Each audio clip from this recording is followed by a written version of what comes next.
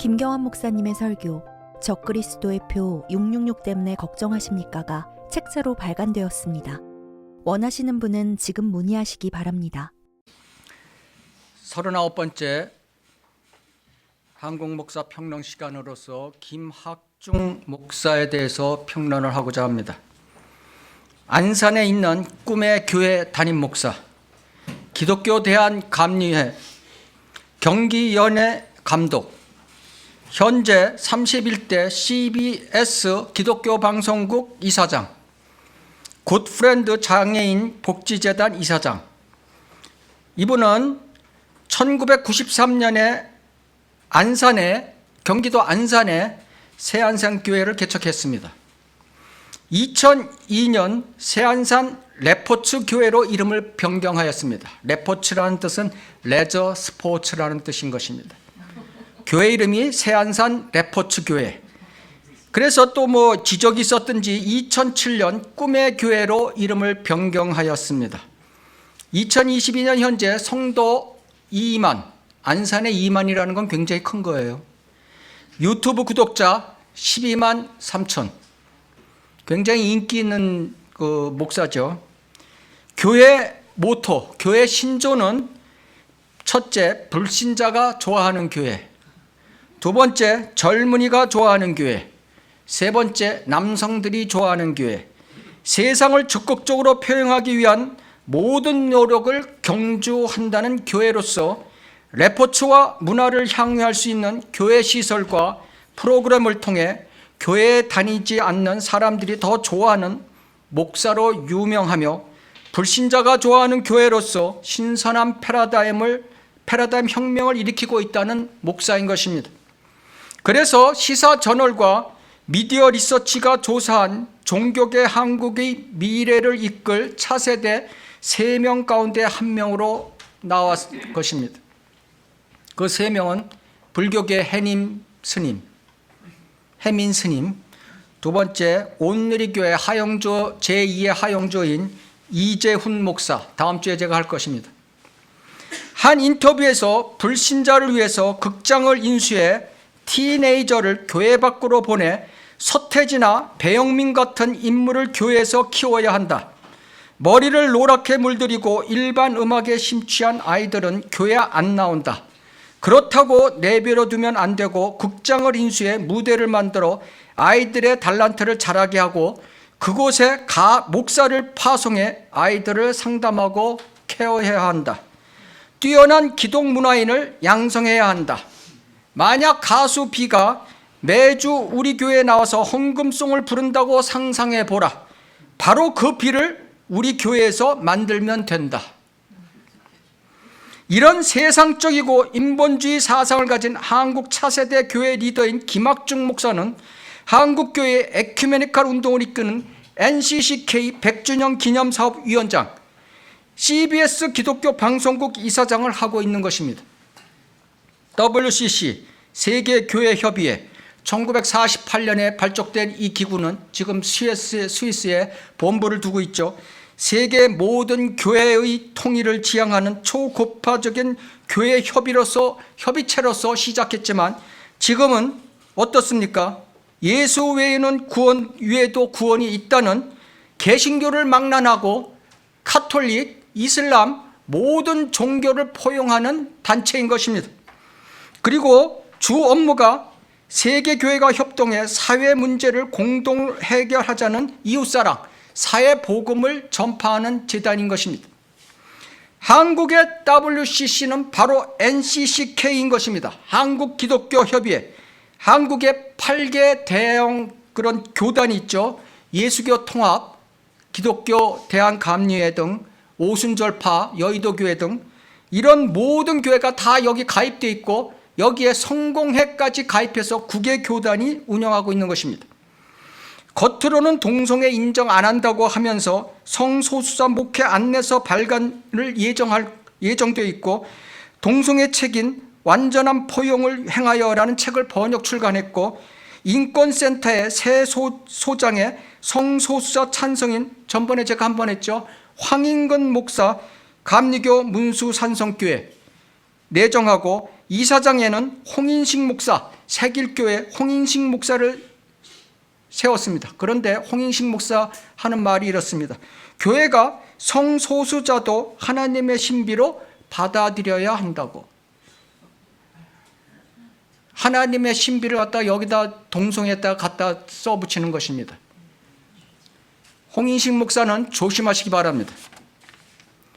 NCCK는 이 홍인식 목사는 제가 언제 한번 할 예정입니다. 이 사람은 해방 신학을 한 사람인 것입니다. 남미에 이주해 가고 남미에 그런 이민 가고 해방 신학을 한 사람. 해방 신학 아시죠? 공산주의 신학인 것입니다.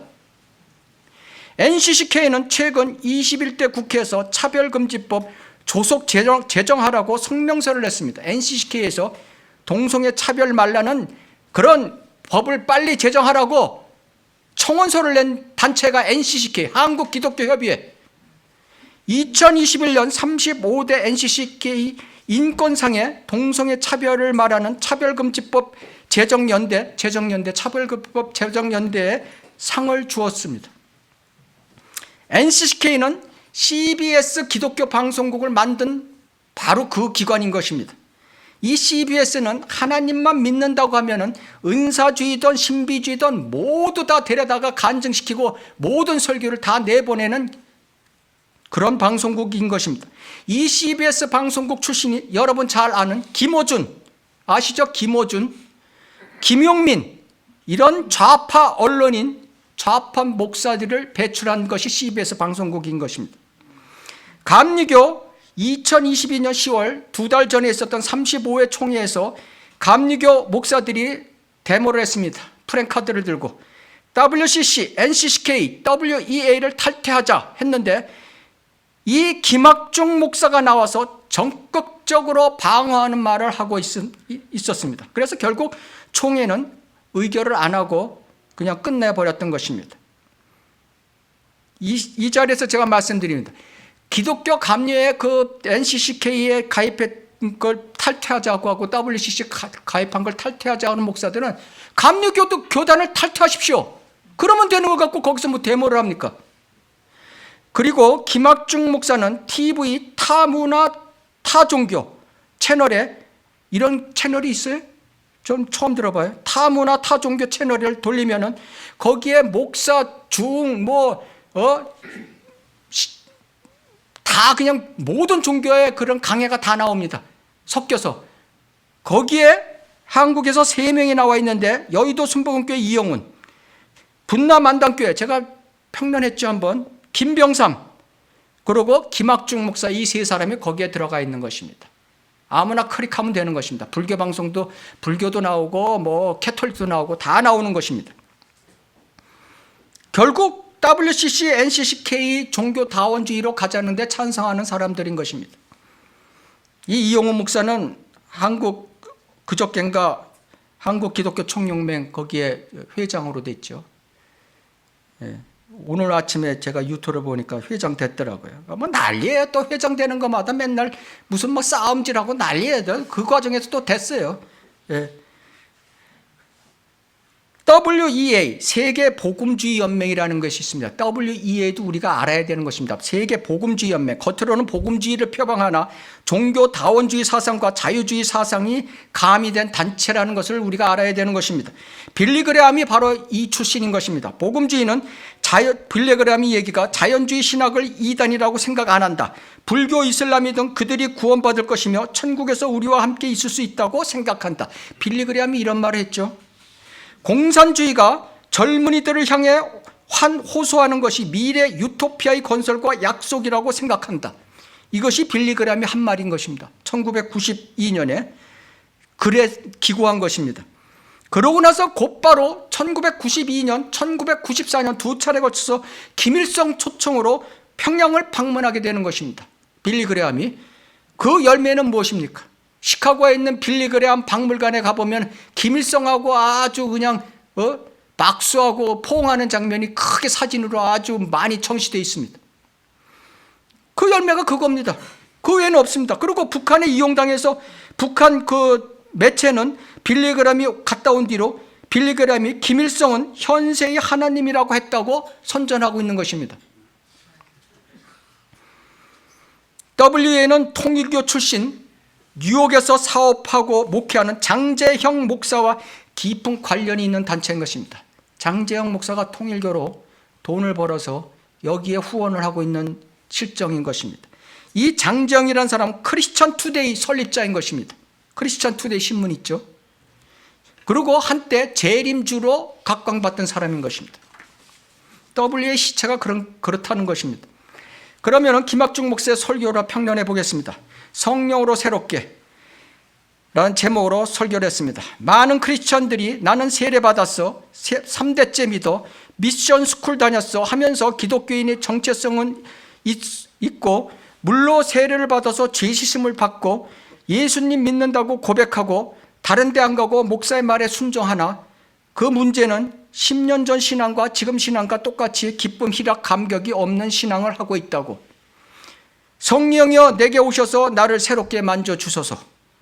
이런 새로운 변화가 성령의 임재를 통해서 되기를 주의 이름으로 축원합니다. 말씀을 붙드세요. 성령을 체험하세요. 이건 하도 제가 많이 했기 때문에 생략하겠습니다. 성경적 반론만 하겠습니다. 물로 세례를 받아 죄 씻음 받는다고? 세례 받으면 죄 씻음 받는다고?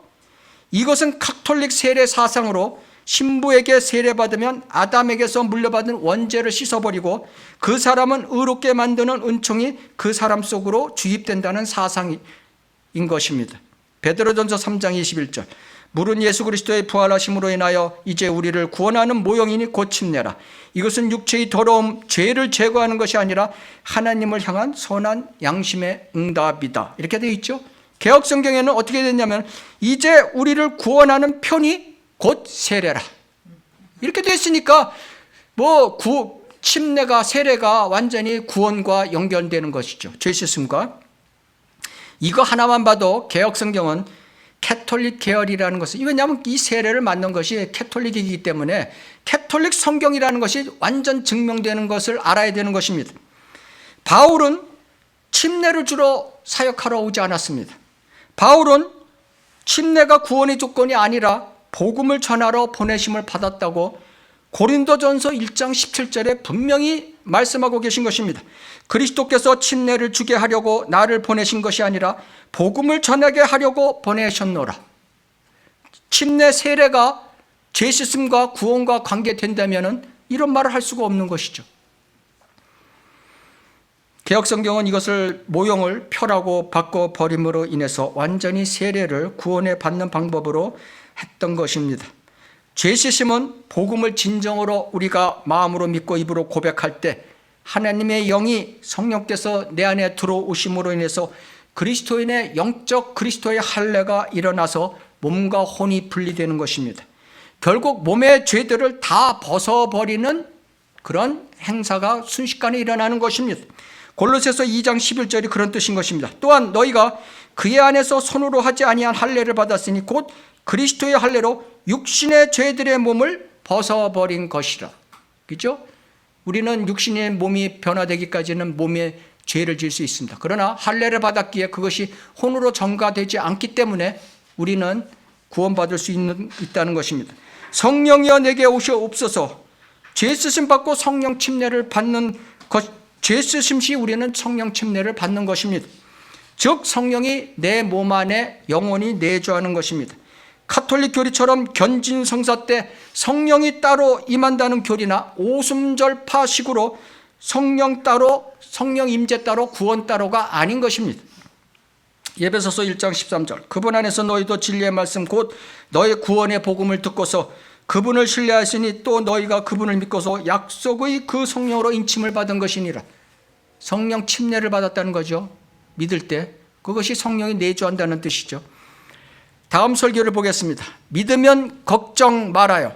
출애굽기 4장 1절에서 4장 9절을 펼쳐놓겠습니다. 우리가 이 말씀할 때 관련 구절을 지금 보시면서 들으시면 되겠습니다. 출애굽기 4장은 모세가 모세를 들어서 이집트 종로로 타던 이스라엘 백성을 출애굽시키는 과정이죠. 근데 모세가 주님께 하나님께 너 가서 출애굽시켜라 하니까 이렇게 질문합니다. 내가 누구기에 이스라엘 백성이 나를 믿고 따라오겠습니까? 이렇게 하나님께 묻죠. 그러니까 하나님께서 세 가지 표적을 보여주는 장면인 것입니다. 첫째, 모세의 손에 가지고 있던 막대기를 던지니까 그것이 뱀이 되고 뱀의 꼬리를 잡으니까 다시 막대기가 된다는 표적을 보여주셨죠. 근데 이것을 설명하면서 뭐라고 그러는지 보십시오. 뱀은 이집트 왕권의 상징으로 왕의 지봉 등의 뱀이 있다. 즉, 그래서 이집트의 권력을 상징하는 것이다. 하나님의 손에 이집트의 권력도 다 달려있는 것이다. 이게 이제 그 사람의 해석인 것입니다. 그러나 이러한 표적들은 다른 신들도 할 수 있다. 세상 신들도 할 수 있다. 인간의 영역이다. 이렇게 설명을 하고 있습니다. 두 번째 표적, 모세의 손을 품에 넣었다가 꺼내니까 문둥병이 됐죠. 그 손을 다시 품에 넣었다가 꺼내니까 치료가 됐죠. 이것을 어떻게 설명하는가 보십시오. 병이 생기고 고치는 것은 마술로 안 되고 오직 신의 영역이다. 그래서 하나님께서는 뱀이 되는 표적과 이 문둥병이 되는 표적을 두 가지를 다 보여주신 거다. 인간이 따라할 수 없다. 이거는 만일 이 두 표적으로 믿지 아니하면 강물을 떠다가 세 번째 표적, 마른 땅에 부으라. 그러면 그 물이 땅 위에서 피가 되리라. 표적. 나일 강물은 이집트인들의 신성시하는 강이므로 이 물이 피로 바뀌는 것은 그들의 자존심을 건드는 것이다. 이집트는 아무것도 아니다라는 것을 보여주시는 것이다. 이렇게 설교를 하고 있는 것입니다. 이 사람 아주 멋있게 생겼습니다. 목소리도 좋습니다. 나이에 비해서 젊게 보입니다. 사람들이 그냥 현혹되기 쉬워요. 그것만 듣고 앉았으면. 이와 같이 나는 아무것도 할 수 없는데 모세처럼 하나님께서 다 이 어려운 세상에서 우리를 인도하신다고 믿으면 걱정이 하지 말라고 믿고 있으면, 이것을 이 세 가지 표적을 이렇게 설명하고 있는 것입니다. 김학중 목사는 교리적으로 성경을 해석하지 않고 인본주의적으로 모든 설교를 하고 있고 덧붙여 자기 생각, 자기 주관적인, 자기 사사로운 해석을 모든 설교에 거의 다 하고 있습니다. 이 세 가지 표적의 성격적 핵심이 그건 무엇이냐? 이것을 제가 말씀드리려고 합니다. 뱀은 사탄을 뜻하는 것이고, 문둥병은 죄를 뜻하는 것이고, 피는 심판과 저주를 뜻하는 것입니다. 이 뱀은 성경에 쉬운 한 번 나옵니다. 이 단어는 성경에 쉬운 한 번 나옵니다. 그러나 두 번만 빼놓고는 49번은 모두 사탄과 관련돼서 나오고 있는 것입니다. 예를 들어서 이사야 27장 1절, 날쌘뱀 리비아단이라는 건 사탄을 얘기하는 거죠. 계시록 12장 9절, 사탄이라고 하는 옛뱀, 곧 온 세상을 미혹하는 자, 이런 식으로 나오는 것이 성경의 뱀의 뜻인 것입니다. 두 번째, 죄, 문둥병. 이것은 레위기 13장, 15장의 장장 3장에 걸쳐서 엄청나게 설명을 하고 있는 것입니다. 문둥병이 죄라는 것을 거기서 간과하지 못하면 지루한 장면이 되는 것입니다. 그래서 문둥병이 치유됐다 이렇게 안 하는 것입니다. 성경 읽어보면 문둥병이 깨끗해졌다. 문둥병이 죄를 얘기하는 거기 때문에 깨끗해졌다고 계속 말씀하고 계신 것입니다. 그 다음에 피는 심판과 저주를 얘기하는 것입니다. 전번 주 제가 옥성석 목사에 대해서 말씀드렸듯이 구약의 첫 번째 표적, 공개적 표적은 강물이 피로 변하는 거죠. 지금 본문의 이 사건을 얘기하는 것이죠. 심판을 예표하는 것입니다. 두 번째, 신약의 첫 번째 공개적 표적이 전번 주에 말씀드린 물이 포도즙으로 바뀌는 사건을 얘기하는 것이죠. 주님 십자가 사건, 십자가의 저주의 사건, 피 흘림의 사건을 지금 가나안 혼인잔치를 들어서 말씀하고 계신 것입니다. 하나님께서는 이스라엘 백성이 이집트인 이 세상을 떠나 가나안 천국에 들어가려면 첫째, 사탄을 대적해야 한다는 뜻인 것입니다. 사탄을 대적해라. 양쳤던 이스라엘은 그들의 양치는 도구 막대기로 순종하면 마귀를 담대히 패배시킬 수 있다는 뜻인 것입니다. 그러면 두 번째, 마음의 이 품에 넣었던 그 손이 문둥병으로 바뀐 것은 마음에 품은 일들을 이 손이 합니다. 마음에 품은 일들을 손이 하기 때문에 네 손을 마음에 이렇게 손에 넣어봐라. 그래서 꺼냈을 때 그 마음의 죄성이 손에 나타나는 것입니다. 그런데 다시 한번 넣어봐라. 그럴 때 그 마음에 놓았을 때 그것을 나의 죄를 자백해서 꺼냈을 때는 그 손이 치유됐다는 얘기인 것입니다. 죄가 치유됐다는 것입니다. 그래서 마음의 죄성을 얘기하는 것이 바로 이 문둥병을 얘기하고 있는 것입니다. 그래서 이스라엘의 죄 문제를 해결해라. 지금 니네들이 출애굽해서 가는 과정에서 이스라엘의 죄 문제를 해결하라. 마귀를 대적하라는 뜻인 것입니다. 이 두 표적에 이스라엘이 경청 안 하면 강물이 피로 변한다는 것은 심판과 저주가 있을 것이라는 것을 뜻하는 것입니다. 구원받은 자는 인생의 길에 마귀와 죄의 문제를 해결해 가며 살아야 한다. 그렇지 않으면 그리스도의 심판 속에서 심판받는다는 것을 그리스도인에게 경고하는 영적 교훈도 있는 것입니다. 이 사건은 굉장히 중요하기 때문에 창세기에 이미 하나님께서 경고하고 계셨던 것입니다. 뱀의 사건, 에덴 동산에서 뱀의 사건, 사탄이 인간을 유혹하죠. 아담과 이브를. 그래서 어떻게 됩니까? 인류가 죄를 짓게 되는 것입니다. 뱀이 나오고 죄가 나오는 것입니다. 그래서 결국은 심판이 나오는 것입니다. 저주. 인간은 죽음을 맞이해야 되는 것이다. 물에서 피로 바뀌는 저주. 육체의 생명에 기한이 있는 저주. 이것으로 됐다는 것을 우리가 알아야 되는 것입니다. 김학중 목사는 이런 죄의 찔림의 설교, 이거를 통해서 죄의 찔림의 설교를 해야지 어떻게 믿으면 잘 된다는 긍정적 설교로 끝을 맺는지 이해가 되지 않는 것입니다. 두 번째 설교, 바르게 알아야 잘 믿는다. 출애굽기 14장을 펼치겠습니다. 출애굽기 14장, 이것은 이스라엘이 출애굽해서 홍해와 피하히롤에 진을 쳤을 때 이스라엘 백성이 도주했다고 판단한 파라오가 추격하는 장면인 것입니다. 그런데 왜 파라오가 멀쩡히 보내놓고 왜 추격을 하냐? 이것을 설교하는 장면인 것입니다. 어떻게 설교하나 보십시오. 이 이유에 대해서는 파라오가 이스라엘 백성을 보내놓고 추격하는 이유에 대해서는 세상 주석서에는 두 가지가 있다. 첫째, 종으로 있던 이스라엘이 없어지는 것은 경제적 손실이라는 것을 깨달았기에 추격하는 것이다. 두 번째, 저들이 혼란에 빠져 있어 구하려 가려고 추격하는 것이다. 이렇게 세상 주석서는 되어 있으나 나는 그렇게 생각 안 한다.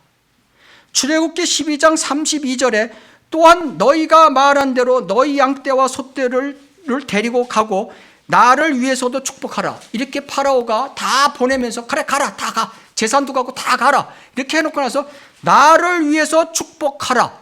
이것을 우리가 잘 되새겨야 된다. 이러면서 설교를 하는 것입니다. 이 뜻은 전 처음 듣는 것입니다. 이거 장자들이 다 죽었고 자기 파라오의 아들 장자도 죽었죠. 죽었는데 이 모세의 하는 기적을 봐서는 모세가 자기 아들은 살려줄 수 있을 거라는 뜻에서 이런 말을 했다는 것입니다. 그래서 며칠이 지나도 안 살아나니까 에라 이놈 나한테 거짓말했구나 하고 추격했다는 것입니다. 우리 아는 사람은 그렇죠. 모르는 사람은 역시 깊으셔. 파라오는 하나님과 거래를 시도한 것이라고. 여러분도 조심하라고. 하나님이 이번만 잘 해결해 주시면 내가 잘 믿을게요. 이런 기도하지 말라고. 그럼 뜻하죠. 그죠? 예. 하나님 앞에는 순종뿐이지 거래하면 안 된다고. 그러면서 믿으면 걱정 말아요. 먼저 번 설교처럼 자기 생각을 덧붙여서 사사로운 인본주의 설교를 하고 있는 것입니다. 베드로후서 1장 19절. 먼저 이것을 알지니 성경의 어떤 예언도 사사로운 해석에서 나온 것이 아니라고 경고하고 계신 것입니다. 성경적 반론을 하겠습니다. 우리가 알아야 될 것은 파라오는 사람 이름이 아니다. 카이사가 로마 황제의 명칭인 것처럼 이집트 왕의 명칭이 파라오다. 그래서 이집트 왕 파라오는 역사적으로 BC 1500년경의 이집트 왕이었습니다.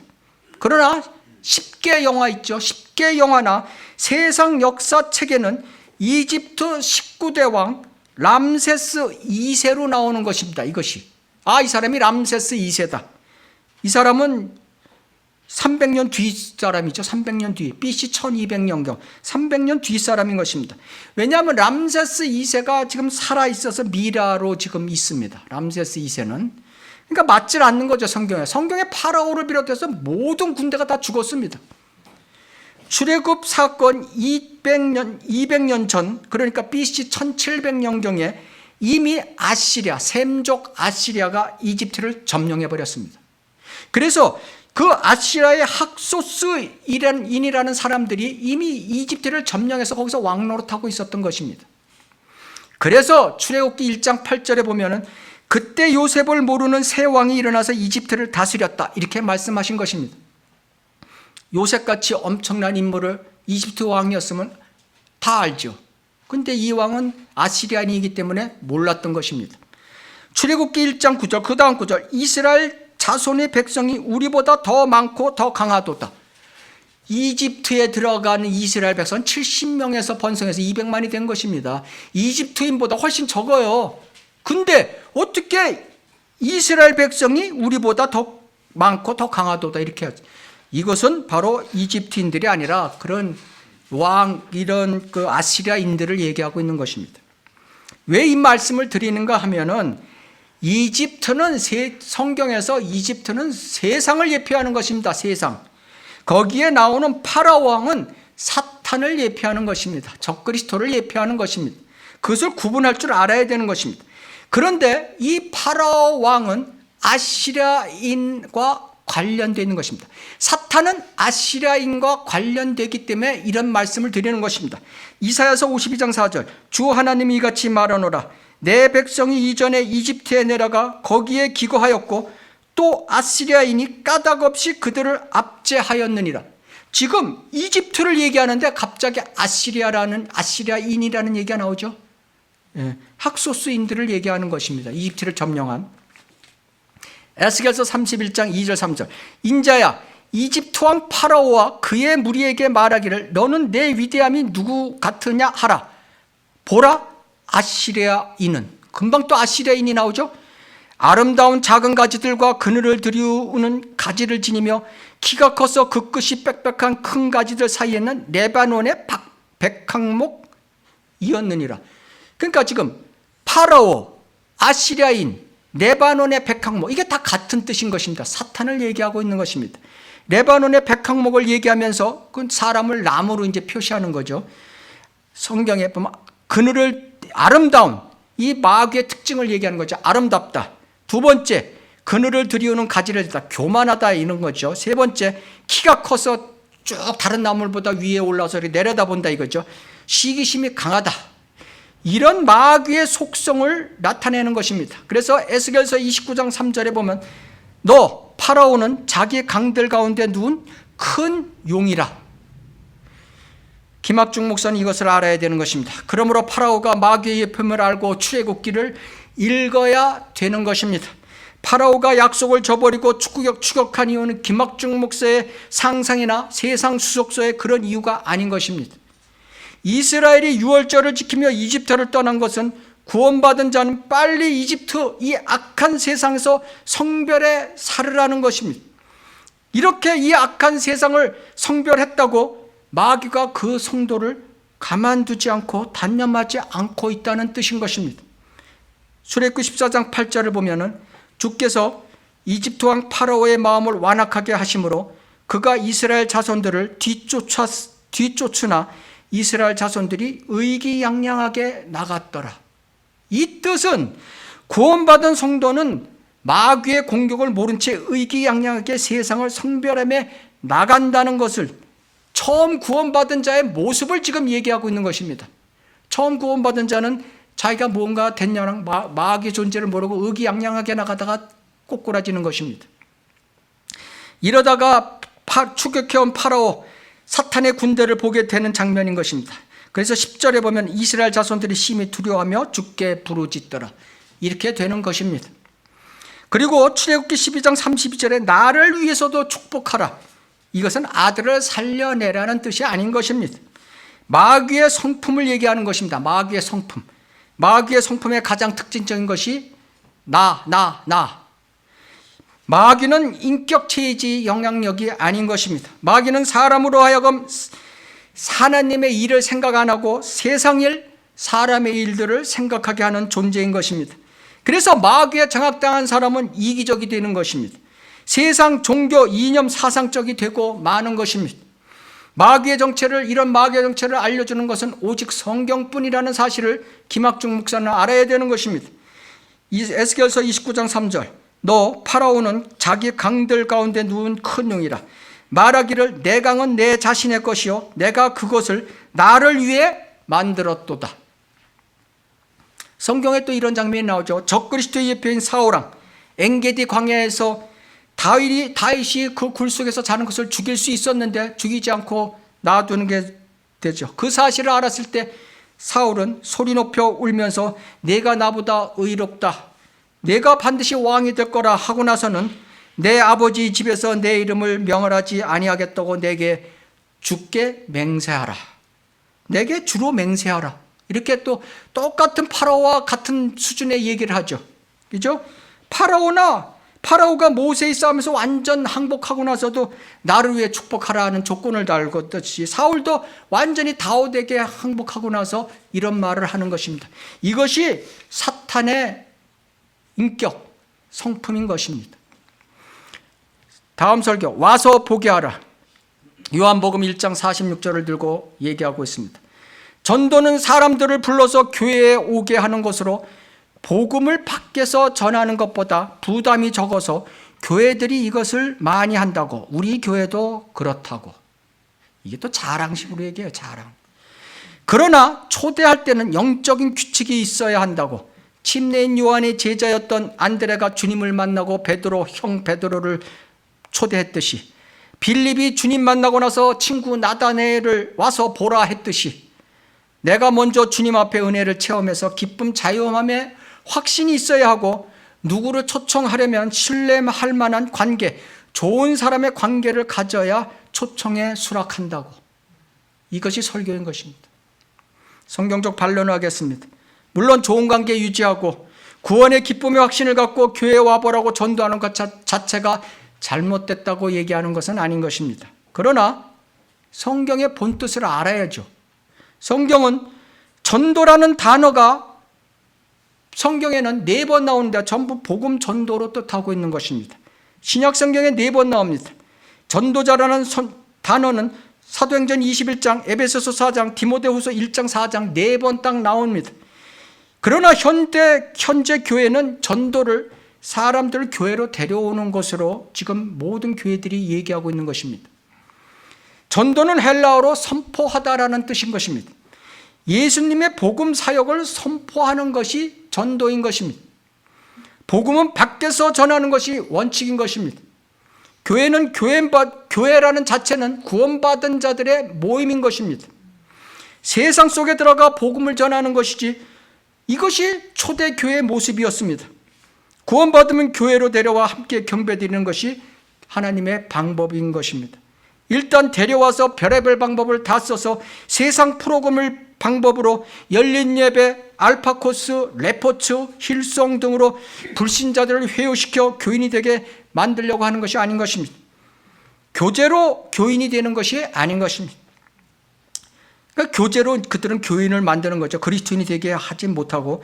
어디 베드로와 바울이 이런 방법을 썼습니까? 그들은 하나님의 말씀으로만 구원을 시켰던 것입니다. 성도의 교제가 먼저가 아니라 말씀의 선포가 돼야 되고 그 사람을 구원시키고 그 다음에 교제가 일어나야 되는 것입니다. 복음이 직설적이라 초면에 불신자의 심기를 건드려 거부 반응을 일으키고 더 구원받기 어렵게 만들고 복음 전하는 자신도 굉장히 부담이 된다고 이렇게 설교를 하고 있는 것입니다. 우선 상대편에 대해서 보겠습니다. 언제 상대가 준비된 채 하나님의 말씀을 들어서 구원에 이르겠습니까? 우리도 죄인이었을 때 그분의 말씀이 어느 날 순식간에 바람처럼 와서 구원에 이르지 않았습니까? 죄인의 죄성을 드러내는 복음이 어찌 좋은 반응을 보이겠습니까? 바울이 핍박받았지 환대받았습니까? 그들이 귀를 틀어막고 돌아서는 것은 당연한 것입니다. 그러나 아주 소수는 죄의 찔림에 반응해 그의 혼을 구원할 수 있는 것이고, 귀를 막고 돌아선 자도 언젠가 하나님의 능력을 인해서 복음의 메아리가 그 귀를 울려 구원받을 수 있는 찬스가 있는 것입니다. 복음 전하는 자의 자세 또한 마찬가지인 것입니다. 내가 나가면 부담스럽고 힘든 것입니다. 그러나 하나님의 능력으로 나가야 되는 것입니다. 디모데후서 1장 8절, 하나님의 능력에 따라 복음을 위하여 고난의 동참자가 되라. 디모데후서 2장 9절 10절, 이 복음으로 인하여 내가 악을 행하는 자처럼 매어서까지 고난을 받고 있으나 하나님의 말씀은 매이지 아니하느니라. 히브리서 13장 12절, 그런즉 예수께서도 자신이 피로써 사람들을 거룩하게 하시려고 성문 밖에서 고난을 받으셨느니라. 그러므로 우리도 그의 수치를 짊어지고 진영 밖에 있는 그에게로 나아가자. 교회 밖으로 나아가라, 이런 뜻인 것입니다. 데살로니가 전서 2장 2절, 빌립보에서 고난을 받고 모욕을 당하였으나 우리의 하나님 안에서 담대하여 많은 투쟁을 하며 하나님의 복음을 너희에게 전하였노니라. 우리의 권면은 기만이나 부정이나 교활로 말미암지 않았고 오히려 승인을 받아 위탁받은 대로 전하노니 이는 사람을 기쁘게 하려 함이 아니며 우리의 마음을 시험하시는 하나님만을 기쁘게 하려 함이니라. 성경에 이렇게 모두 복음에 대해서 쓰여 있는 것입니다. 교회로 데려오는 전도 초청이 아닌 것입니다. 김학중 목사의 목회는 교회 확장식, 인본주의식, 기만, 교활 목회임을 알아야 되는 것입니다. 그리고 여기 자기가 얘기한 요한복음 1장 46절도 와서 보게 하라. 이거는 요한복음 1장은 예수께서 하나님의 경륜에 따라 제자들을 선택하는 과정이었음을 알아야 되는 것입니다. 구원과는 관계없는 것입니다. 구원과 직분을 받는 것은 다른 것입니다. 제가 조금 이따 다시 설명드리겠습니다. 다음 설교, 고비를 넘겨라. 열왕기상 18장을 대면서 얘기하고 있습니다. 아합왕 때 엘리야가 바알 선지자 450명과 갈멜산에서 대결하는 장면인 것이죠. 그때 승리하고 엘리야가 승리한 후 그 비가 오게 하는 기도하는 장면을 두고 얘기한 것입니다. 그 종을 시켜서 가서 비가 오는지 바다를 바라보라 했더니 6번 동안 왔다 갔다 하는 동안 계속 아무것도 없습니다. 그랬는데도 7번째 가서 구름이 보여서 비가 온다는 얘기인 것입니다. 인생의 과정도 이런 것이라 하며 자기 간증을 합니다. 간증. 예수 모르는 가정에서 태어나 어머니는 기름의 전신 화상을 입고 초등학교 3학년 때 아버지는 가출해버리고 어렵게 자기가 가장이 돼 살아가다 힘들어서 중2 때 2번 자살 시도를 했으나 안 되었다. 어느 날 학교 같은 반 학생이 말을 걸어왔다. 자기가 소극적이고 폭력적이었기 때문에 아주 왕따 신세였다고 합니다. 근데 어떤 여자 같은 학생이 와서 자기에게 말을 걸었답니다. 우리 교회 토요일 날 올래? 이러면서 여자 목소리로 그랬다고 합니다. 그래서 반신반의로 가면 가고 말면 가고 이랬는데 그 학생이 토요일 날 방과 후에 기다리고 서 있어서 끌려갔다고 합니다.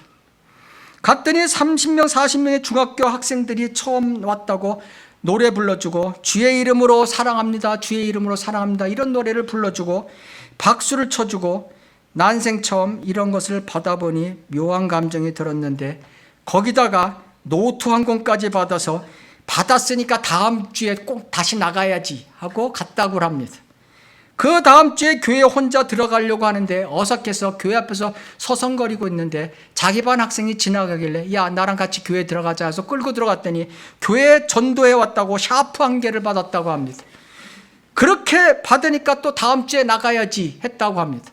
그렇게 36주를 지속해서 36명을 데리고 가서 그해 초등학교 회장으로 당선됐다고 합니다.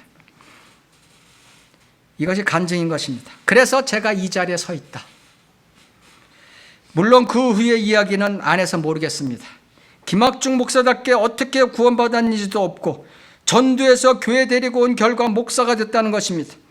그저 하나님을 왕으로 섬기는 엘리야처럼 인내하고 고비 넘기는 그런 삶을 살면 하나님께서 응답해 주신다는 간증이었습니다. 성경적 반론을 하겠습니다. 우리가 철치 멤버, 교인, 그리스도인, 이거하고는 차이가 있는 것이죠. 다른 겁니다, 이게. 이게 같은 걸로 생각하면 큰 오산이죠. 교인이라는 것은 세상 사람들과 다른 바 없이 살아가면서 형식적으로 교회 다니는 사람, 즉 거듭나지 못하고 교회 다니는 사람을 교인이라고 하는 것입니다. 이 교인 중에서는 목사, 장로, 권사, 집사 수두룩합니다. 한국교회 제가 보면 거의 다입니다. 그리스도인은 그리스도를 믿고 구세주로 고백한 사람으로서, 즉 거듭나서 교회 다니는 사람인 것입니다. 사도행전 11장에 안디옥교에서 처음 불려졌죠. 물론 그리스도인이면서 교인처럼 사는 사람, 육신적 그리스도인 많습니다. 그러나 엄연히 구분되는 것이죠. 구원 받았냐 안 받냐에 따라서. 킹제임스 성경에는 교인이라는 단어가 없습니다. 그러나 개역 성경에는 한 번 나옵니다. 개역 성경 마태복음 13장 15절, 위선자인 서기관들과 바리새인들아 너희에게 화 있으리라. 이는 너희가 한 사람의 교인을 얻으려고 바다와 육지를 두루 다니다가 얻고 나면 그를 너희보다 2배나 더 악한 지옥의 자식으로 만들기 때문이냐. 이건 킹제임스 성경이나 NIV조차도 개종자로 되어 있습니다. 개종자. 그러니까 이 교인, 이 글을 읽으면서 마귀가 이 성경 변개는 마귀가 하지만은 역시 마귀 안에도 진리는 담아 있구나. 교인, 이 교인들한테 복음 전하면 되겠습니까? 거의 안 됩니다.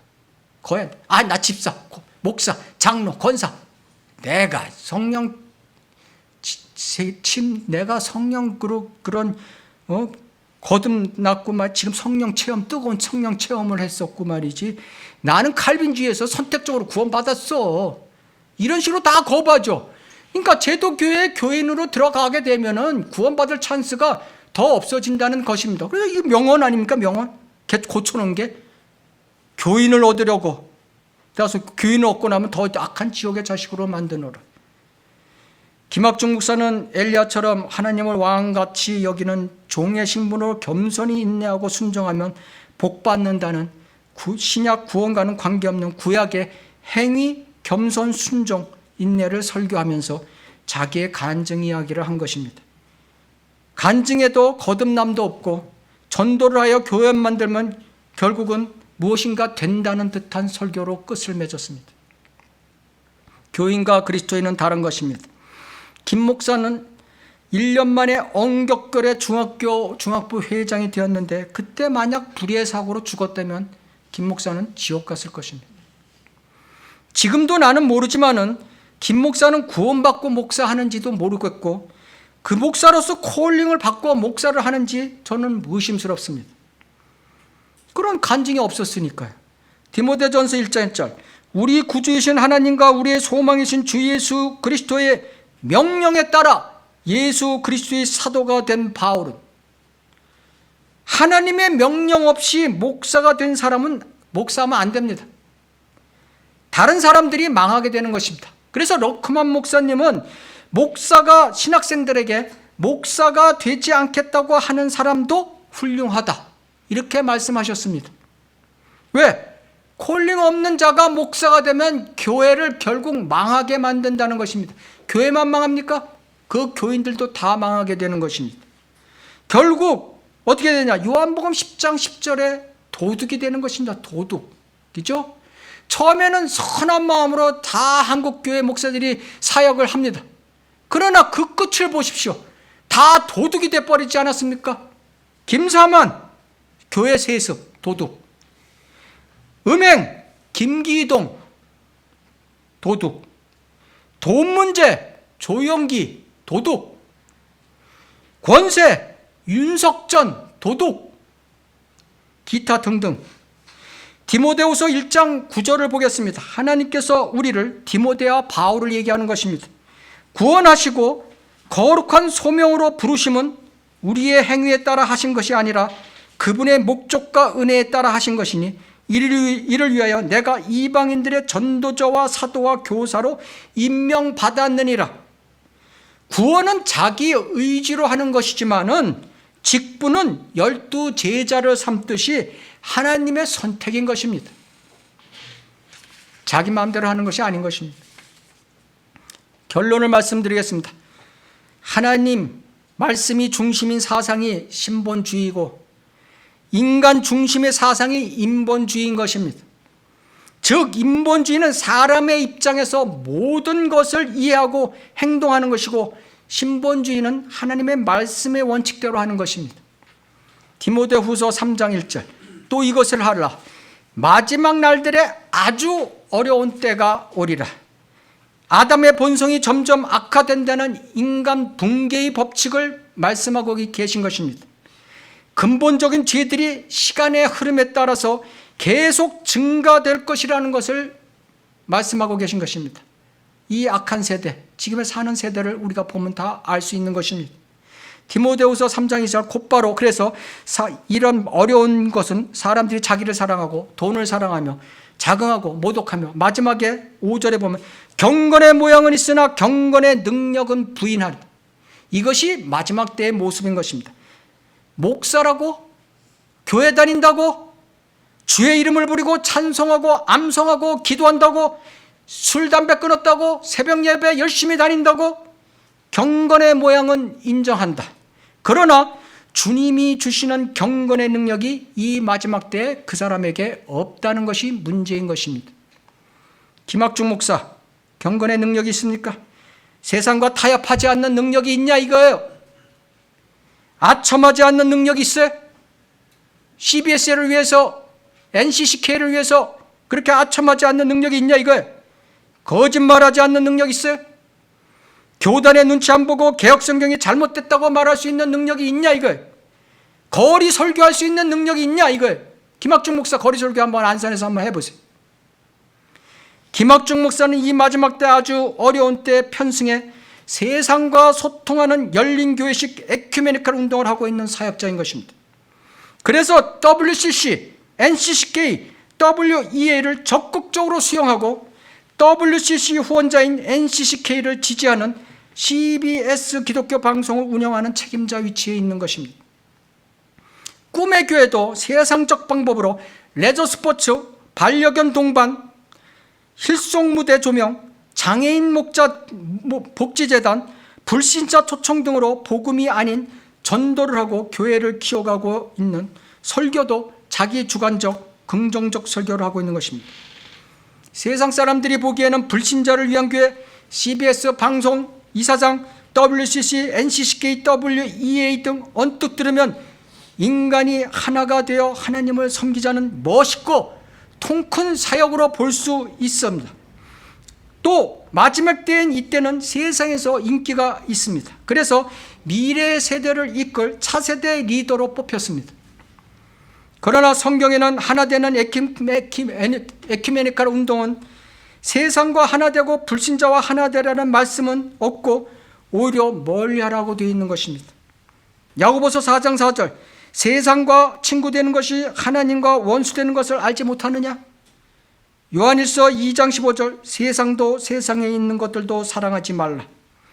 요한일서 5장 19절 온 세상은 악함 속에 놓여 있느니라. 로마서 12장 2절 너희는 이 세상과 일치하지 말고 너희 마음을 새롭게 함으로써 변화를 받으라. 고린도 후서 4장 4절 그들 가운데 이 세상의 신이 믿지 않는 자들의 마음을 어둡게 하여 하나님의 형상에 신 영광스러운 복음의 강체가 그들에게 비치지 못하게 하였느니라. 성경에서 하나 된다는 것은 구원받고서 믿음의 하나됨, 하나님을 아는 지식의 하나됨, 성령의 하나됨을 말씀하고 있는 것입니다. 에베소서 4장 3절 화평의 띠 안에서 성령의 하나됨을 지키도록 노력하라. 4장 13절 우리 모두가 믿음의 하나됨과 하나님의 아들을 아는 지식의 하나됨에 도달하고 온전한 사람이 되어 그리스도의 충만하심에 장성한 분량에 이르게 하려 하심이라. 에큐메니컬 운동은 이것은 인본주의인 것입니다. 이 마지막 날들의 에큐메니컬 운동은 이것은 하나님의 뜻인 것입니다. 이 무서운 것입니다. 스파냐서 3장 8절을 표시하겠습니다. 스파냐서 3장 8절. 이 세상은 그렇게 가고 있는 것입니다. 뭐 우리가 막는다고 해서 그렇게 되는 것도 아닙니다. 우리는 그저 소수의 남은 자들, 하나님을 두려워하는 자들, 진리를 갈구하는 자들에게 이 파수꾼 역할을 할 뿐인 것입니다. 스파냐서 3장 8절. 주가 많으노라. 그러므로 너희는 내가 일어나서, 재림을 얘기하는 거죠, 먹이로 삼는 날까지, 심판 날까지 나를 기다리라. 이는 내 결심이 민족들을 모으는 것임이니 내가 왕국을 모아서 그들 위에 내 분노 곧 나의 경로를 쏟으리라. 이는 온 땅이 내 질투의 불로 삼켜질 것이라. 하나님께서 어마어마한 이 예언의 말씀을 2630년 전에 하셨습니다.